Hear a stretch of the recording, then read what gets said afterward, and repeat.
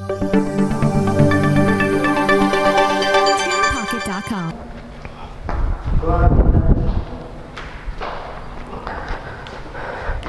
तो अब तक हमारे पास एडीसी एनालॉग में बेसिक्स का पार्ट कवर हो चुका है और पीएन जंक्शन डायोड के बारे में आज स्टार्ट करेंगे। तो सबसे पहले पीएन जंक्शन डायोड में कौन कौन से टॉपिक्स रहेंगे वो लिख दीजिए ज़रा please. PN junction diode,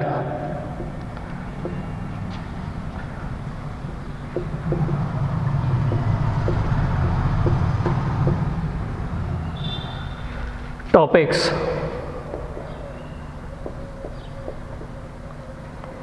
introduction,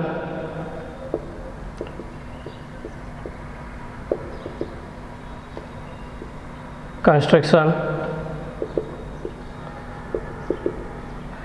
या फिर concept of barrier potential,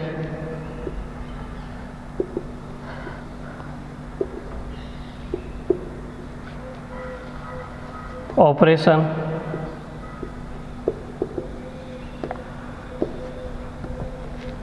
breakdown process,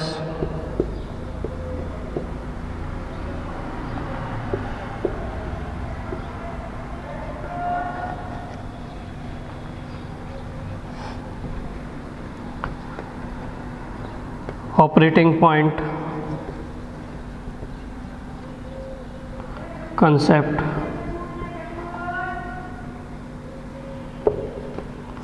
and last diode parameters.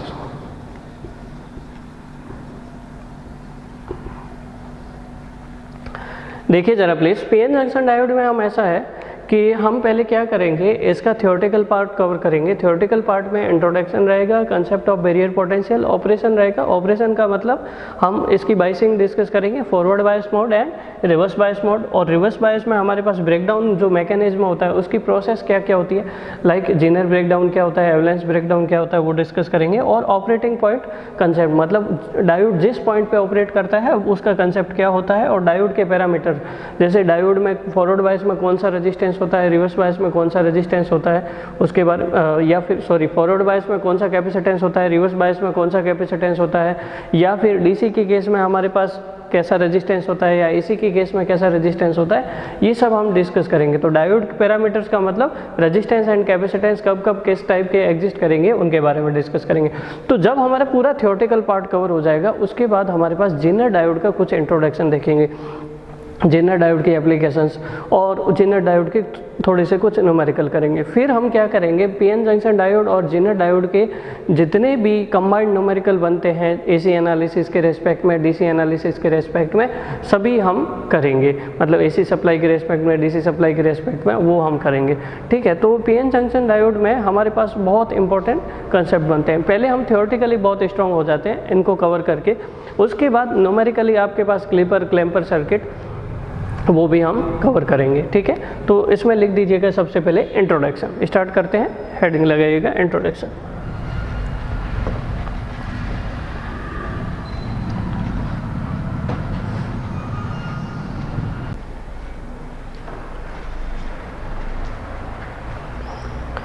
Introduction में लिखिए ज़रा please.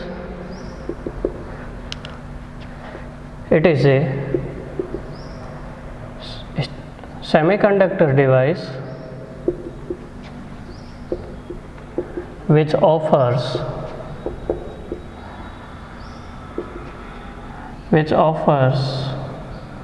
low resistance in the forward bias mode and साथ ही साथ लिखते जाइएगा please, forward bias mode and high resistance in the reverse bias mode.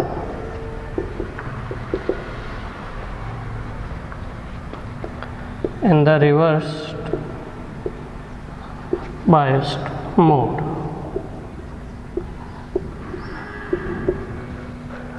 Ideally, it offers zero resistance in the forward bias mode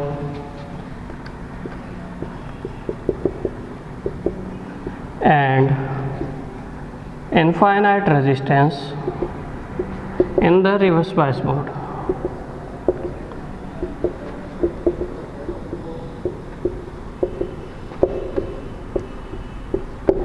देखिए जरा ध्यान से समझिए, कई बार हमारे पास क्या होता है, जब हम इंटरव्यू में अपीयर होते हैं या फिर हमारे पास कोई किसी एग्ज़ाम का इंटरव्यू चल रहा होता है, तो उसमें हमारे पास सिंपली ऐसा पूछ लेते हैं what is PN junction diode. तो पीएन जंक्शन डायोड को डिफाइन करना आपको आना चाहिए।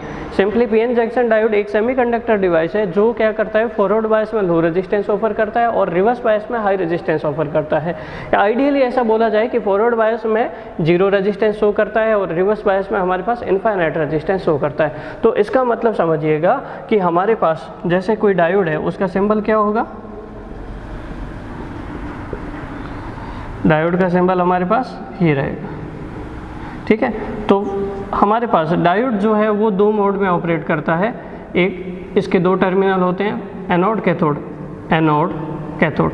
अगर एनोड पॉजिटिव हो जाता है और कैथोड नेगेटिव हो जाता है, ठीक है, तो हमारे पास ये फॉरवर्ड बायस मोड में होता है। और फॉरवर्ड बायस मोड में ऐसा बोला जाता है कि ये आइडियली किसकी तरह काम करता है, ये आइडियली ये कितना रेजिस्टेंस ऑफर करता है, जीरो रेजिस्टेंस ऑफर करता है। तो जीरो रेजिस्टेंस ऑफर करेगा, तो इसका मतलब ये है कि जीरो रेजिस्टेंस का मतलब 0 ओम और 0 ओम का मतलब ये है कि शॉर्ट सर्किट। 0 ओम को हम किससे शो करते हैं, शॉर्ट सर्किट से या फिर क्लोज स्विच से। किससे शो करते हैं, क्लोज स्विच, ठीक है। अब देखो जरा प्लीज, अब हम क्या करते हैं, हमारे पास पीएन जंक्शन डायोड है, ठीक है, कैथोड क्या है, पॉजिटिव, और एनोड है हमारे पास नेगेटिव। तो एनोड को नेगेटिव कर दे, कैथोड को पॉजिटिव कर दे, तो ये क्या हो जाएगा, रिवर्स बायस मोड में हो जाएगा। और रिवर्स बायस मोड में ये जो है आइडियली इनफाइनाइट रेजिस्टेंस ऑफर करता है। इनफाइनाइट रेजिस्टेंस का मतलब इन्फिनिटी ओम, मतलब ओपन सर्किट, मतलब ओपन स्विच। तो हम ऐसा बोल सकते हैं कि it is a semiconductor switching device. क्या है, स्विचिंग डिवाइस है। स्विचिंग का मतलब ये है कि हमारे पास जैसे मान लीजिए मैनुअल स्विच होते हैं, तो उसको तो आप क्या करते हो कि हैंड ऑपरेशन या मैनुअल ऑपरेशन से आप उसको ऑन ऑफ करते हो, ठीक है। लेकिन ये जो स्विच है हमारे पास, ये डिपेंड करेगा इलेक्ट्रिकल क्वांटिटी के लेवल पर, मतलब वोल्टेज और करंट के लेवल पर, कि यहाँ पर हम क्या कर सकते हैं कि इलेक्ट्रिकल क्वांटिटी के लेवल को चेंज करके इसको क्लोज स्विच भी बना सकते हैं और ओपन स्विच भी बना सकते हैं। तो कहने का मतलब ये है कि इस डायोड को अगर फॉरवर्ड बायस करोगे तो ये डायोड किसकी तरह काम करेगा, क्लोज स्विच की तरह, और अगर इसको रिवर्स बायस करोगे तो ये किसकी तरह काम करेगा, ओपन स्विच की तरह। हमारे पास एडीसी एनालॉग में मोस्टली जितनी भी डिवाइसेज है, these are switching devices. Switching devices का मतलब ये है कि ये जो भी डिवाइसेस है वो ओपन स्विच की तरह भी काम कर सकती है, लेकिन और साथ ही साथ क्लोज स्विच की तरह भी काम कर सकती है। लेकिन बात ये है कि ये मैनुअली नहीं कंट्रोल होती है, ये किस पे डिपेंड करती है, इलेक्ट्रिकल जो क्वांटिटी होती है उनकी वैल्यूज़ पे डिपेंड करती है, या उनकी पोलरिटी या बाइसिंग पे डिपेंड करती है। आप किस तरह की बाइसिंग प्रोवाइड करते हो, कितना वोल्टेज लेवल प्रोवाइड करते हो, उस पर डिपेंड करेगा कि ये क्लोज स्विच है या ओपन स्विच है। इसका मतलब ये है कि इलेक्ट्रिकल क्वांटिटी को अपने अकॉर्डिंग आप वेरी करके इसका ऑपरेशन कंट्रोल कर सकते हो। क्लोज स्विच भी बना सकते हो, ओपन स्विच भी बना सकते हो अपने अकॉर्डिंग। तो ये हमारे पास क्या हो गया, इंट्रोडक्शन हो गया पीएन जंक्शन डायोड का। पीएन जंक्शन डायोड जो है वो ऐसी सेमीकंडक्टर स्विचिंग डिवाइस है जिसको स्विच की तरह ऑपरेट किया जा सकता है, मतलब क्लोज स्विच भी ऑपरेट कर सकते हो या फिर ओपन स्विच भी ऑपरेट कर सकते हो, ठीक है। अब देखिए जरा प्लीज, नेक्स्ट है हमारे पास इसका कंस्ट्रक्शन भी देख लेते हैं, साथ ही साथ कंसेप्ट ऑफ वेरिएट पोटेंशियल।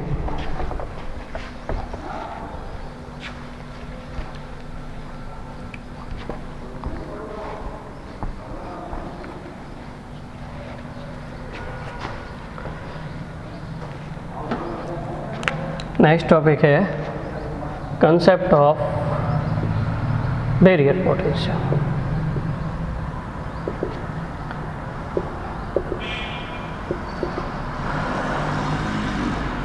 ध्यान से सुनिएगा ज़रा प्लीज़, क्या होता है इसमें हमारे पास पीएन जंक्शन डायोड कैसे बनता है। पीएन जंक्शन डायोड को बनाने के लिए एक पी टाइप मटेरियल चाहिए, एक एन टाइप मटेरियल चाहिए। दोनों मटेरियल को अपन क्या करते हैं, या तो एलॉय करते हैं या फिर क्या करते हैं, डिफ्यूज़ करते हैं। दोनों मटेरियल को जब एलॉय या डिफ्यूज़ करते हैं तो उसके कारण हमारे पास यहाँ पर क्या प्रोसेस होगी वो हमें देखना है। देखिए ज़रा प्लीज़, जैसे मान लीजिए ये पी टाइप मटेरियल है, तो पी टाइप मटेरियल में हमारे पास क्या होता है बताइए ज़रा।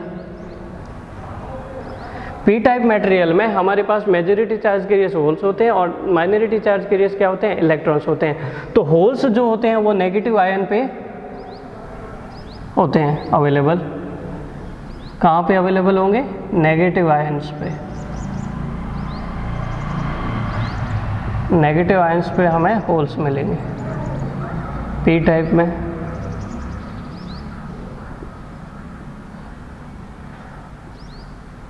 क्योंकि होल कैसा है, पॉजिटिव चार्ज, और पॉजिटिव चार्ज किसके ऊपर अवेलेबल हो सकता है, नेगेटिव आयन के ऊपर। तो ये हमारे पास होल्स हो गए।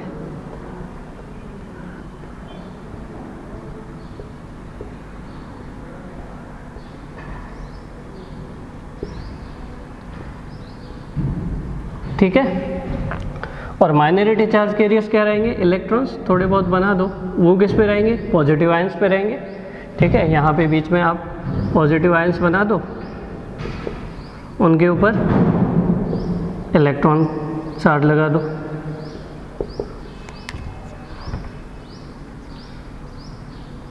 ठीक है, ये हो गया हमारे पास पी टाइप मटेरियल। अब पी टाइप और एन टाइप को दोनों को हम क्या करते हैं, एलो या डिफ्यूज करते हैं।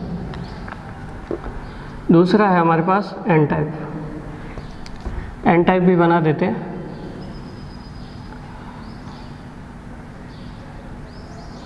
साथ ही साथ बनाते जाइएगा प्लीज। यहाँ पे कैसे आयन होंगे, पॉजिटिव आयन, और उनके ऊपर कैसा चार्ज अवेलेबल होगा, नेगेटिव चार्ज अवेलेबल होगा, दैट मीन्स इलेक्ट्रॉन्स।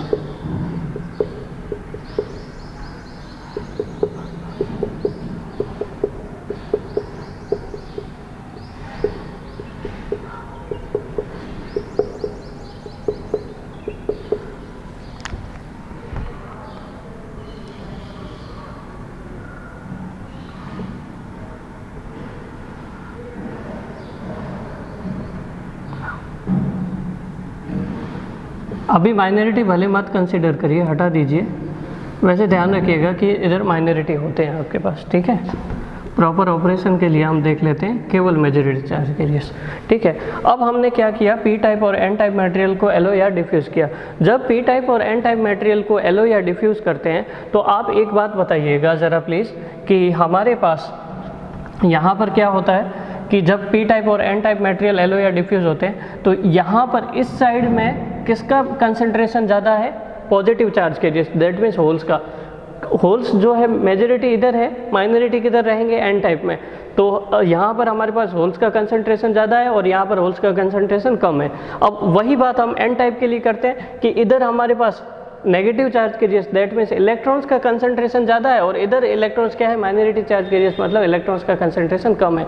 तो हमें एक प्रोसेस पता है, डिफ्यूजन प्रोसेस। डिफ्यूजन प्रोसेस का मतलब होता है movement of charge carriers from higher concentration region to lower concentration region in the absence of electrical field during the manufacturing process. तो अभी हम क्या कर रहे हैं, इसकी मैन्युफैक्चरिंग ही तो कर रहे हैं, इसकी हम मैन्युफैक्चरिंग कर रहे हैं। जब हम मैन्युफैक्चरिंग करते हैं तो मैन्युफैक्चरिंग के दौरान हमारे पास कौन सी प्रोसेस एग्जिस्ट करती है, डिफ्यूजन प्रोसेस एग्जिस्ट करती है। इसका मतलब ये है कि होल्स जो है वो पी से एन साइड की ओर ट्रेवल करेंगे, और इलेक्ट्रॉन्स जो है वो किधर ट्रेवल करेंगे, एन से पी साइड की ओर ट्रेवल करेंगे। तो लेट हमारे पास ये होल्स इधर जा रहे हैं और इलेक्ट्रॉन्स इधर जा रहे हैं, ऑपोजिट डायरेक्शन में। होल्स इधर जा रहा है, इलेक्ट्रॉन्स इधर जा रहा है, होल्स इधर जा रहा है, इलेक्ट्रॉन्स इधर जा रहा है।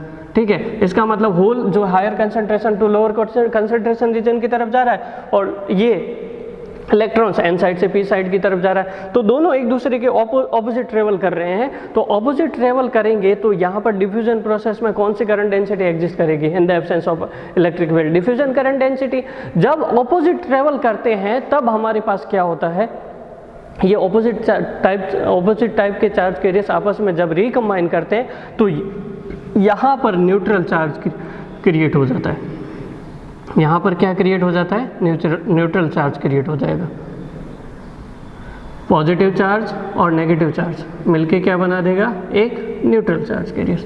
मतलब अब जो आयन रहेंगे वो इमोबाइल आयन बन जाएंगे। कैसे ion, immobile ion. Immobile ion का मतलब क्या होता है, ऐसे आयन जिनके ऊपर कोई चार्ज कैरियर्स नहीं हो। ठीक है, मतलब डिप्लीटेड ऑफ चार्ज कैरियर्स। इसको हम ऐसा भी बना सकते हैं, देखो जरा प्लीज। यहाँ पे हमारे पास केवल होल्स रह गए, कैसे बनेगा और डिटेल से समझेंगे, देखिएगा ज़रा प्लीज़। देखिएगा इसमें, देखो यहाँ पर देखो, जब हमारे पास यहाँ पे होल्स किधर ट्रेवल कर रहे थे, P to N side, electron किधर ट्रेवल कर रहे थे, N to P साइड। तो अब हमारे पास क्या हो रहा है कि यहाँ पर इमोबाइल आयन क्रिएट हो गए, पॉजिटिव चार्ज और नेगेटिव चार्ज के मिलने की वजह से न्यूट्रल चार्ज क्रिएट हो गया। तो अब क्वेश्चन ये है कि ऐसा क्यों नहीं हुआ कि हमारे पास जो है ये जो इलेक्ट्रॉन है और ज़्यादा ट्रेवल करना चाहिए। मतलब ये मान लो इधर 100 होल है, इधर 100 इलेक्ट्रॉन है, सारे के सारे 100 होल इधर जाने की कोशिश करेंगे, क्योंकि मतलब जब तक कि यूनिफॉर्म कंसंट्रेशन नहीं हो जाए, 100 में से 50 तो इधर जाएंगे, ताकि क्या हो जाए, दोनों तरफ होल बराबर हो जाए। क्योंकि डिफ्यूजन प्रोसेस कब तक चलती है, जब तक कि uniform concentration of charge carrier नहीं हो जाए। तो 50 इलेक्ट्रॉन इधर होने चाहिए, 50 इलेक्ट्रॉन इधर, 50 होल इधर, 50 होल इधर, फॉर एग्जाम्पल। तो हम ऐसा मानते हैं कि दोनों की तरफ यूनिफॉर्म कंसंट्रेशन होना चाहिए। ऐसा क्यों हुआ कि कुछ ही चार्ज कैरियर्स आपस में रिकम्बाइन किए, न्यूट्रल चार्ज क्रिएट हो गया, और न्यूट्रल चार्ज क्रिएट होने की वजह से जो डिप्लीटेड चार्ज कैरियर्स का जो रीजन क्रिएट होता है उसको हम क्या बोलते हैं, डिप्लेशन रीजन बोलते हैं, या फिर क्या बोलते हैं, स्पेस चार्ज रीजन। मतलब चार्ज के बीच में क्या आ गया, एक तरह से स्पेस क्रिएट हो गया, तो इसको हम बोलेंगे डिप्लेशन रीजन। तो ऐसा क्यों होता है कि डिप्लेशन रीजन की विड्थ जो है वो एक लिमिटेड रह गई, इसमें फर्दर एक्सपांशन क्यों नहीं हुआ, क्यों ये इलेक्ट्रॉन ये सोल से रिकम्बाइन क्यों नहीं हुआ, ये ऐसा क्यों। तो इसका मतलब ये है कि आपको इसका आंसर ढूंढना पड़ेगा। इसका आंसर ऐसे ढूंढ सकते हो कि यहाँ पर हमारे पास कैसे आयन है, पॉजिटिव आयन है, और यहाँ पर हमारे पास कैसे आयन है, नेगेटिव आयन है। तो ठीक है, यहाँ पर एक पोलैरिटी डेवलप हो जाएगी। क्या डेवलप होगी, पोलैरिटी डेवलप होगी, और उस वोल्टेज को हम क्या बोलेंगे, बैरियर वोल्टेज। क्या बोलेंगे, बैरियर वोल्टेज। तो इसका मतलब ये है कि यहाँ पर पोलैरिटी क्रिएट होने की वजह से एक बैरियर वोल्टेज डेवलप हो गया। और बैरियर वोल्टेज जो है वो कैसे रहेगा, बैरियर इलेक्ट्रिक फील्ड की डायरेक्शन किधर रहेगी, प्लस टू माइनस इधर रहेगी, और डिफ्यूजन प्रोसेस में होल्स किधर जा रहे थे, इधर। डिफ्यूजन करंट डेंसिटी इधर है, डिफ्यूजन इलेक्ट्रिक फील्ड किधर अप्लाई हो रहा है, वैसे इलेक्ट्रिक फील्ड है नहीं, लेकिन डिफ्यूजन प्रोसेस में हमारे पास जो होल्स मूव कर रहे हैं किधर, इधर मूव कर रहे हैं, लेकिन बैरियर इलेक्ट्रिक फील्ड डेवलप हो जाएगा। इलेक्ट्रिकल फील्ड की डायरेक्शन में ही होल्स ट्रेवल करते हैं। अब होल्स जो है इधर जाने की कोशिश करेंगे, क्योंकि कहने का मतलब ये है कि पहले हमारे पास डिफ्यूजन प्रोसेस हुई, डिफ्यूजन प्रोसेस के कारण यहाँ पर पोलैरिटी क्रिएट हुई, और पोलैरिटी क्रिएट होने के कारण बैरियर इलेक्ट्रिक फील्ड आया, और बैरियर इलेक्ट्रिक फील्ड आने की वजह से क्या हुआ कि होल्स के मूवमेंट का ऑपोज हुआ।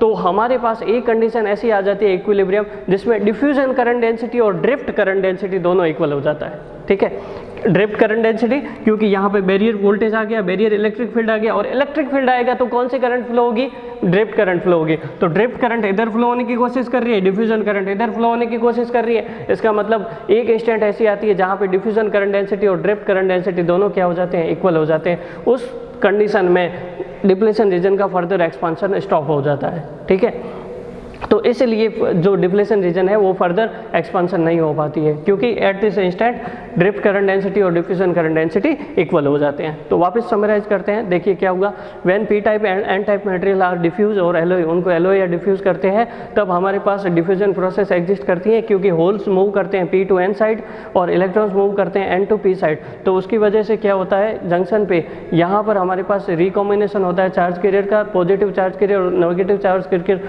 मिलकर एक न्यूट्रल चार्ज क्रिएट करते हैं, और यहाँ पर एक रीजन क्रिएट हो जाता है जिसको हम क्या बोलते हैं, डिप्लेशन रीजन या स्पेस चार्ज रीजन। इसके दोनों तरफ एक पोलैरिटी क्रिएट होती है जिसको हम बोलते हैं बैरियर वोल्टेज, और पोलैरिटी के कारण बैरियर इलेक्ट्रिक फील्ड आता है, और इलेक्ट्रिक फील्ड के कारण कौन सी करंट आएगी, ड्रिफ्ट करंट आएगी, और ड्रिफ्ट करंट की डायरेक्शन जो है वो ऑपोजिट रहती है डिफ्यूजन करंट के।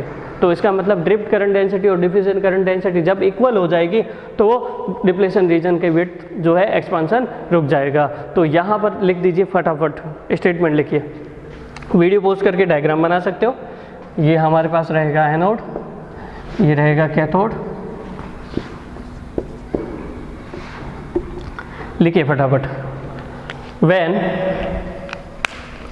P type and N type material are alloyed or diffused, then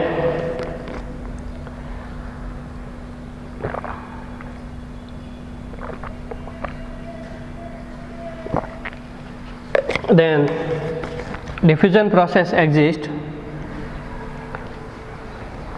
then diffusion process exists. That means holes move from p to n side and electrons move from n to p side.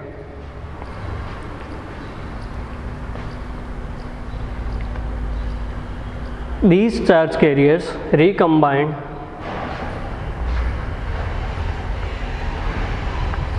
at the junction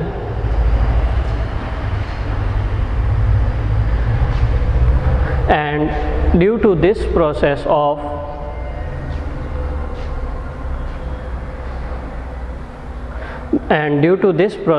a region of depleted charge carriers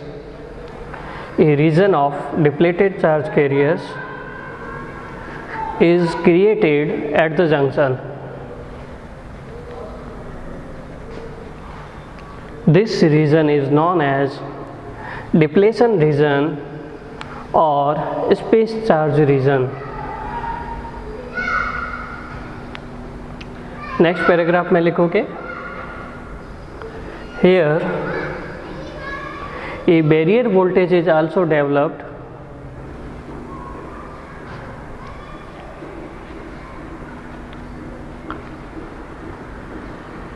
and due to the barrier electric field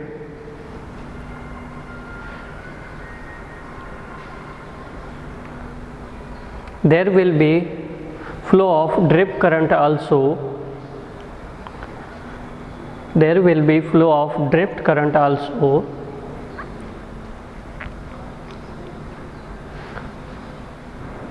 When diffusion current density and drift current density both are equal,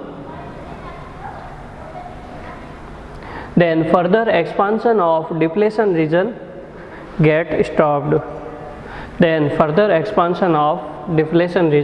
get stopped. ठीक है, अब देखो barrier potential का हम derivation करते हैं. Derivation कैसे करें देखिए जरा प्लीज.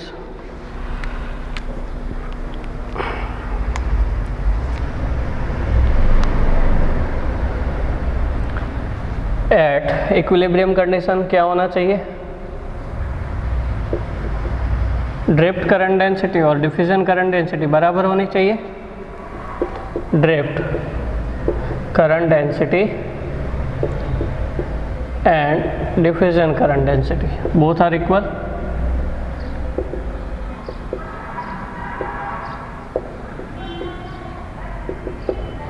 तो यहाँ पर हमारे पास क्या होगा, जैसे होल्स के लिए कंसिडर करते हैं, रेफरेंस किसका लेते हैं, होल्स का. तो ये हो जाएगा ड्रिफ्ट करंट डेंसिटी सिग्मा ई और ये हो जाएगा हमारे पास JDP. ठीक है, सिग्मा ई JDP क्या होता है, EDP del P by del X. कैसा साइन रहेगा, माइनस साइन. ठीक है, सिग्मा ई की वैल्यू क्या होगी, del V upon del X volt per metre. और सिग्मा की वैल्यू क्या होती है, P टाइप ऑफ चार्ज के लिए. केवल P के लिए कंसिडर कर रहे हैं, आप N के लिए भी कंसिडर करोगे. तो अगर मैं P टाइप के लिए कंसिडर करता हूँ कि P टाइप के लिए होल्स इधर से इधर मूव कर रहे हैं, ठीक है, तो हमारे पास यहाँ पर कंडक्टिविटी क्या होगी, P में P. अब देखिए जरा please, minus E dP diffusion coefficient है del P upon del X. तो यहाँ से क्या कैंसिल आउट हो सकता है, ये और डेल V यहाँ आ जाएगा हमारे पास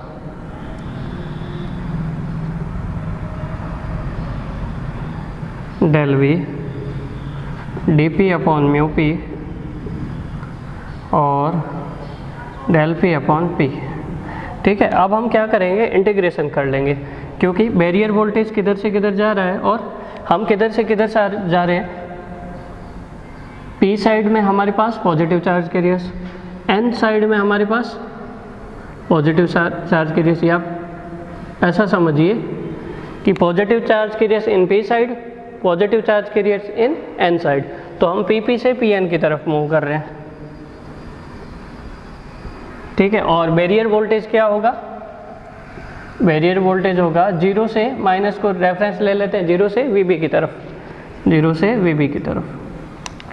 तो ये क्या हो जाएगा, VB माइनस 0 और यहाँ पे नेचुरल लॉग आ जाएगा, dP अपॉन म्यू पे क्या होता है वोल्ट इक्विवेलेंट ऑफ टेम्परेचर, और यहाँ पे आ जाएगा ln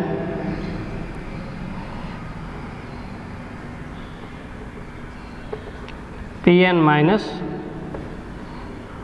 P Vb equal to Vt ln Pn upon P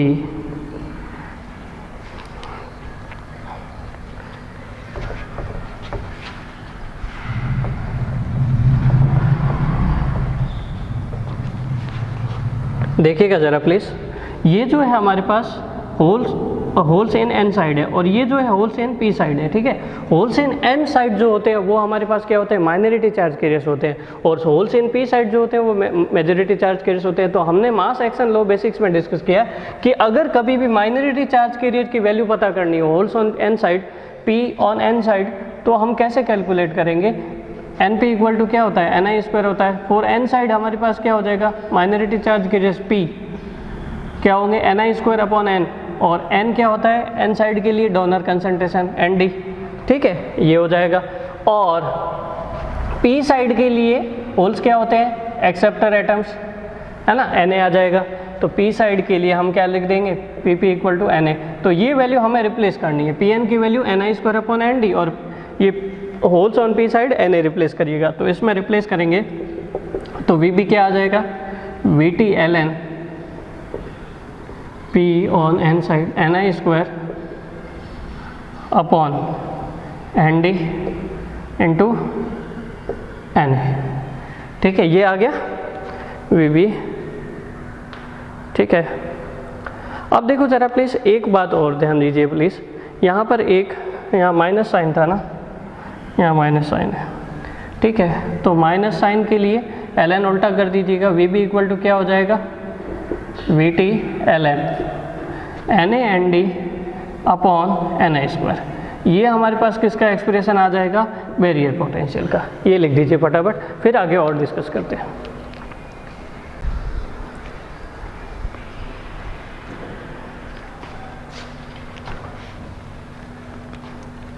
अब आगे डिस्कस करते हैं, देखिए ज़रा प्लीज़, इसको हटा देते हैं।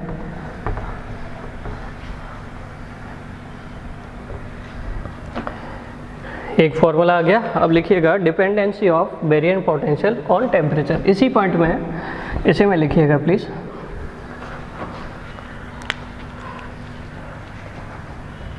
डिपेंडेंसी ऑफ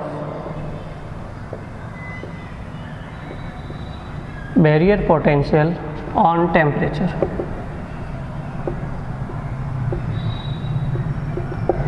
देखिएगा it is given by del V by del T minus 2.5 millivolt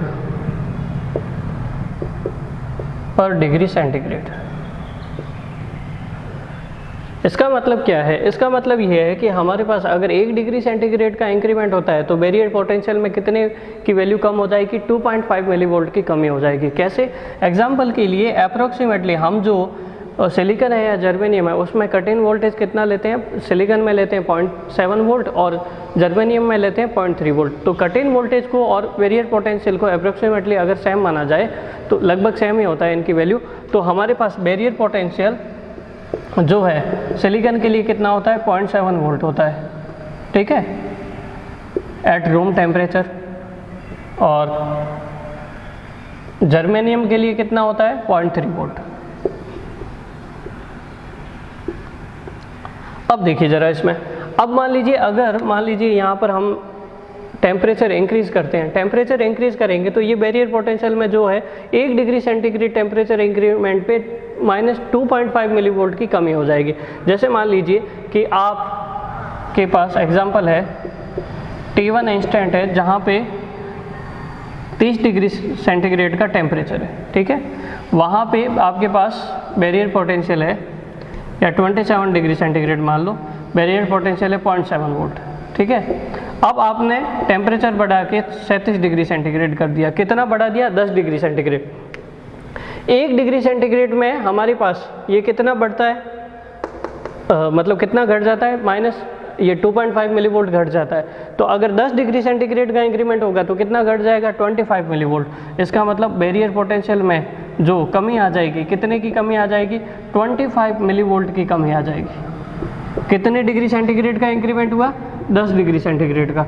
तो इसका मतलब 0.7 माइनस 0.025, इसको कैलकुलेट कर दीजिएगा। जो आएगा वो हमारे पास क्या होगा, बैरियर पोटेंशियल होगा एट 37 डिग्री सेंटीग्रेड। इसको हम क्यों कैलकुलेट कर रहे हैं, इसको हम इसलिए कैलकुलेट कर रहे हैं क्योंकि हमारे पास जब फॉरवर्ड बायस में कैरेक्टरिस्टिक बनाते हैं तो आपने जब लैब में जाके एडीसी एनालॉग या फिर आपने कॉलेज में जब लैब में जाके एक्सपेरिमेंट किए होंगे तो अब आपने देखा होगा कि जितने भी स्टूडेंट सेम प्रैक्टिकल है, सेम डायोड है, उसके लिए कैरेक्टरिस्टिक्स बनाते हैं, इस ग्राफ पेपर पे बनाते हैं, तो सबका जो कट इन वोल्टेज आता है उसका वैल्यू अलग अलग आता है। अलग अलग क्यों आता है, क्योंकि जब आप किसी भी सर्किट को टेम्परेचर पे किसी भी सर्किट को सप्लाई से कनेक्ट करते हो तो टेम्परेचर धीरे धीरे डिवाइसेस का क्या होता है, इंटरनली बढ़ता है। जैसे आप मोबाइल है, मोबाइल को चार्ज करते हो तो मोबाइल में कौन सी डिवाइसेस होती है, इलेक्ट्रॉनिक्स डिवाइसेस होती है। तो मोबाइल को चार्ज करते हो तो थोड़ी देर में ये क्या हो जाता है, हीटेड हो जाता है। हीटेड क्यों हो जाता है, क्यों, इंटरनली टेम्परेचर बढ़ता है।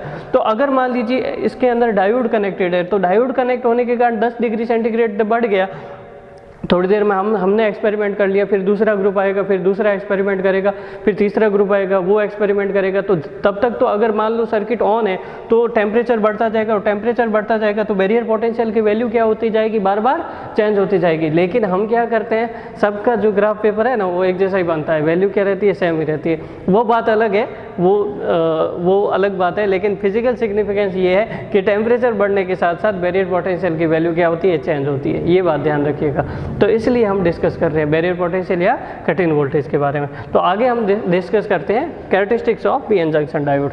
लिख दीजिए पहले इसको जरा प्लीज़।